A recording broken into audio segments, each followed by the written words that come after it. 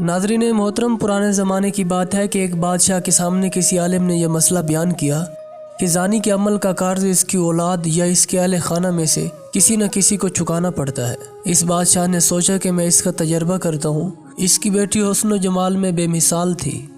इसने शहज़ादी को बुलाकर कहा कि तुम आम सादा कपड़े पहनकर अकेली बाजार में जाओ, अपने चेहरे को खुला रखो और लोग तुम्हारे साथ जो मामला करें वह हू बहू आकर मुझे बताओ।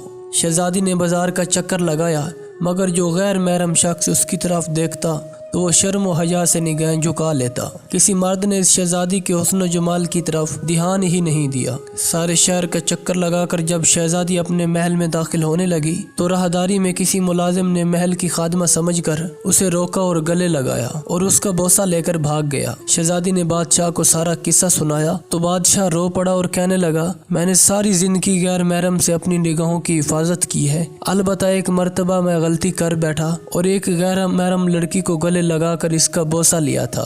मेरे साथ भी वही कुछ हुआ जो मैंने अपने हाथों से किया था। नाज़रीन मोहतरम, हमें इस वाक़े से इबरत हासिल करनी चाहिए। ऐसा ना हो कि हमारी कोताही का बदला हमारी औलादें चुकाती फिरें। आपसे गुजारिश है कि इस चैनल को सब्सक्राइब ज़रूर कीजिएगा और इस वीडियो को अपने दोस्तों के साथ भी शेयर करें।